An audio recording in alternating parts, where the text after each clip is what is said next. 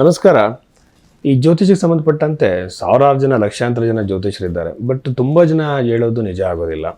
ಇದು ನಿಜವಾದ ಜ್ಯೋತಿಷಿ ಯಾರು ನಾಲೆಡ್ಜ್ ಇದೆ ಅಂತೇಳಿ ನಮಗೆ ಕನ್ಫ್ಯೂಸ್ ಆಗ್ತಿರುತ್ತೆ. ಭಾಳಷ್ಟು ಜನ ಇಲ್ಲಿ ಮೋಸ ಹೋಗ್ತಾರೆ. ನನ್ನ ಒಂದು ಒಪಿನಿಯನಲ್ಲಿ ನೀವು ನಿಜವಾದ ಜ್ಯೋತಿಷನ ಕಂಡುಹಿಡಿಬೇಕು ಅಂತಂದರೆ ಒಬ್ಬ ಜ್ಯೋತಿಷಿ ಹತ್ರ ಹೋದಾಗ ನಿಮ್ಮ ಜೀವನದಲ್ಲಿ ಹಿಂದೆ ನಡೆದಿರೋ 3 ಘಟನೆಗಳು ಅಟ್ಲೀಸ್ಟ್ ಹೇಳಬೇಕಾದ್ರು. ಹೇಗೆ ಹೇಳೋದು ಅಂದರೆ ಟೈಮಿಂಗ್ ಸಮೇತವಾಗಿ, ಅಂದರೆ ಈ ಆಯಾ ಒಂದು ಕಾಲಘಟ್ಟದಲ್ಲಿ ಆ ಟೈಮ್ ಪೀರಿಯಡಲ್ಲಿ ಆಯಾ ಮಂತ್ಗಳಲ್ಲಿ ಈ ಥರ ಆಗಿರೋ ಸಾಧ್ಯತೆ ಇದೆ ಅಂತ ಹೇಳಿದ್ರು ಹೇಳಬೇಕಾಗತ್ತೆ. ಇದರಿಂದ ನಮಗೊಂದು ನಂಬಿಕೆ ಬರುತ್ತೆ, ಭವಿಷ್ಯ ಕೂಡ ಅವರು ಹೇಳ್ತಾರೆ ಅಂತೇಳಿ. ಒಂದೊಂದು ಸಲ ನಾವು ಕೊಟ್ಟಿರೋ ಬರ್ತ್ ಟೈಮ್ ಸರಿ ಇರೋದಿಲ್ಲ. ಆ ಬರ್ತ್ ಟೈಮ್ನ ಅವರು ರೆಕ್ಟಿಫೈ ಮಾಡಬೇಕು.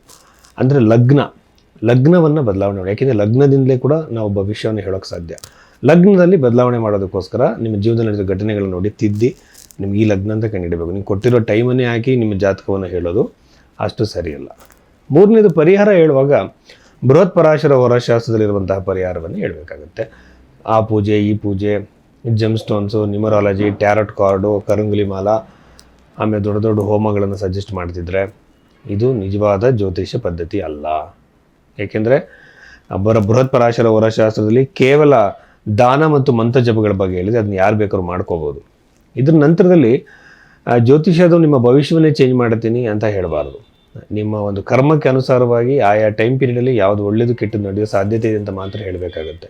ಭವಿಷ್ಯವನ್ನು ಯಾರೂ ಚೇಂಜ್ ಮಾಡೋಕ್ಕೆ ಸಾಧ್ಯ ಆಗಲ್ಲ. ಸೊ ಇಷ್ಟೆಲ್ಲ ಗಮನದಲ್ಲಿಟ್ಕೊಂಡು ನೀವು ಜ್ಯೋತಿಷ್ಯವನ್ನು ಕೇಳಬೇಕಾಗತ್ತೆ.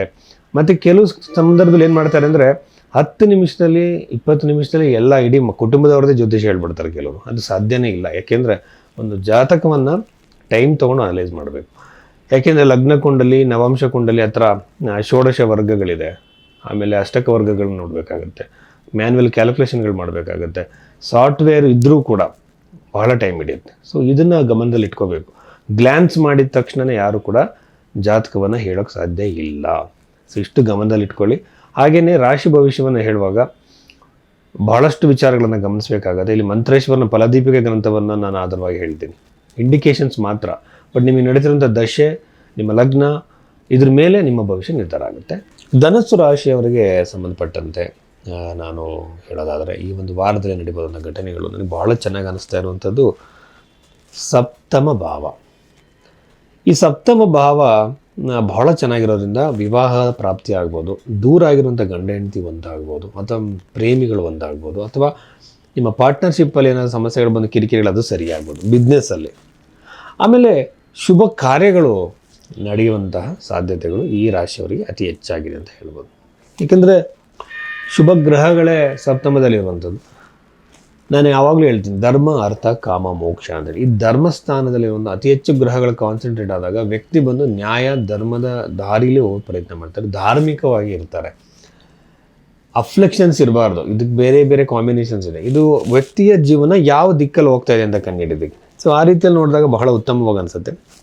ಪ್ರಾಪರ್ಟಿ ಕ್ರಿಯೇಟ್ ಆಗೋ ಅವಕಾಶ, ಪಿತ್ರಾರ್ಜಿತ ಸ್ವತ್ತು ಸಿಗೋ ಅವಕಾಶ, ವೆಹಿಕಲ್ಸ್ಗಳು ಬರೋ ಅವಕಾಶಗಳು ಭಾಳ ಹೆಚ್ಚಾಗಿದೆ ಧನುಸು ರಾಶಿ. ಮತ್ತು ಇವರು ಸ್ಪಿರಿಚುವಲ್ ವ್ಯಕ್ತಿಗಳು, ಭಾಳ ಸಮಾಧಾನವಾಗಿ ಆಧ್ಯಾತ್ಮಿಕ ವಿಚಾರಗಳ ಬಗ್ಗೆ ಯೋಚನೆ ಮಾಡುವಂಥವ್ರು. ಹಾಗಾಗಿ ಇದನ್ನು ನೋಡ್ತಾ ಇದ್ದರೆ ಒಂದು ಯಾವುದಾದ್ರು ಶಕ್ತಿ ಕ್ಷೇತ್ರಗಳಿಗೆ, ಧಾರ್ಮಿಕ ಕ್ಷೇತ್ರಗಳಿಗೆ ಹೋಗುವಂತಹ ಅವಕಾಶಗಳು ಅತಿ ಹೆಚ್ಚಾಗಿದೆ ಅಂತ ಹೇಳ್ಬೋದು. ಸೊ ಇವೆಲ್ಲ ಇಂಪಾರ್ಟೆಂಟ್ ಆಗಿದೆ. ಅದಾದಮೇಲೆ 3ನೇ ಮನೆಗೆ ಇರುವಂತಹ ರಾಹು ಗ್ರಹವನ್ನು ನೋಡ್ತಾ ಇದ್ದರೆ ಯೂಶ್ವಲ್ ಆಗಿ ನನಗೆ ಅನ್ಸೋದೇನೆಂದರೆ ತಮ್ಮಂದ್ರ ಜೊತೆ ರಕ್ತ ಸಂಬಂಧಗಳ ಜೊತೆ ನಮಗಿಂತ ಚಿಕ್ಕವರಿದೆ ಕಿರಿಕಿರಿಗಳಾಗೋ ಸಾಧ್ಯತೆ ಇರುತ್ತೆ. ಪ್ರಮೋಷನ್ನ ಸಾಧ್ಯತೆ ಇದೆಯಾ, ಜಾಬಲ್ಲಿ ಚೇಂಜಸ್ ಆಗೋ ಸಾಧ್ಯತೆ ಇದೆಯಾ ಅಂದರೆ ಖಂಡಿತವಾಗಲೂ ಇದೆ. ಗುರುಗ್ರಹ ಕೂಡ ಬದಲಾವಣೆ ಆಗ್ತಿದೆ. ಜಾಬಲ್ಲಿ, ಕರಿಯರಲ್ಲಿ ಪ್ಲೇಸ್ ಚೇಂಜ್ ಆಗುವಂಥ ಅವಕಾಶಗಳು ಖಂಡಿತವಾಗಲಿದೆ. ದಶಮಾಧಿಪತಿ ಕೂಡ ರಾಶಿಯಲ್ಲಿ ಇರುವಂಥದ್ದು ಬಹಳ ಒಳ್ಳೆಯದು. ಪ್ಲೇಸ್ ಚೇಂಜ್ ಆಗಿದ್ದಲ್ದಲ್ಲೇ ಫೈನಾನ್ಷಿಯಲ್ ಆಗಿ ಕೂಡ ಅವರಿಗೆ ಜಾಸ್ತಿ ಹೆಚ್ಚಾಗುವಂಥ ಸಾಧ್ಯತೆಗಳು ಇರುತ್ತೆ.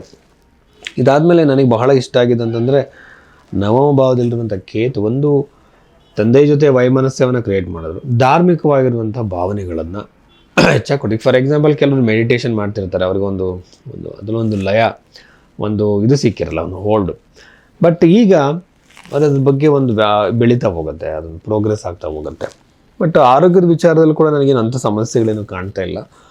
ಮೇಜರ್ ಆಗಿರುವಂಥ ಆರೋಗ್ಯದ ಸಮಸ್ಯೆಗಳಿಂದ ಹೊರಬರುವಂಥ ಅವಕಾಶಗಳು ಈ ಧನುಸು ರಾಶಿಯವರಿಗೆ ಇರುತ್ತೆ. ಸೊ ಧನುಸು ರಾಶಿಯವರಿಗೆ ಓವರಾಲ್ ಆಗಿ ನೋಡಿದಾಗ ನನಗೆ ಬಹಳ ಒಳ್ಳೆಯದು ಅಂತ ಅನ್ನಿಸ್ತಿದೆ. ಟೆನ್ಷನ್ ಫ್ರೀ ಅನ್ನಿಸ್ತಿದೆ. ಏನೋ ಒಂದು ಮಾಡಬೇಕು ಅಂತ ಒಂದು ಟೈಮ್ ಪೀರಿಯಡಲ್ಲಿದ್ದಾಗ ಅಲ್ಲಿಂದ ಅವ್ರಿಗೆ ಒಂದು ಪ್ರೋಗ್ರೆಸ್, ಲೀಪ್ ಅಂತ ನಾವೇನು ಹೇಳ್ತೀವಿ ಅದು ಜಾಸ್ತಿ ಇದೆ ಅಂತ ಹೇಳ್ಬೋದು. ಅದನ್ನು ಸರಿಯಾಗಿ ನಾವು ಯುಟಿಲೈಸ್ ಮಾಡ್ಕೋಬೇಕು. ಧನುಸು ರಾಶಿಯಲ್ಲಿ ಹುಟ್ಟಿದಂಥವ್ರು ಈ ಒಂದು ಸಮಯವನ್ನು ಸರಿಯಾಗಿ ಉಪಯೋಗಿಸ್ಕೊಂಡ್ರೆ ಕರಿಯರಲ್ಲಿ ಸಕ್ಸಸ್ಫುಲ್ ಆಗ್ಬೋದು. ಇನ್ವೆಸ್ಟ್ಮೆಂಟ್ ಮಾಡೋದು ಸರಿಯಾಗಿ ದೊಡ್ಡ ಮಟ್ಟಕ್ಕೆ ಹೋಗುವಂಥ ಎಲ್ಲ ಅವಕಾಶಗಳು ಧನುಸು ರಾಶಿಯವರಿಗಿದೆ. ನಮಸ್ಕಾರ.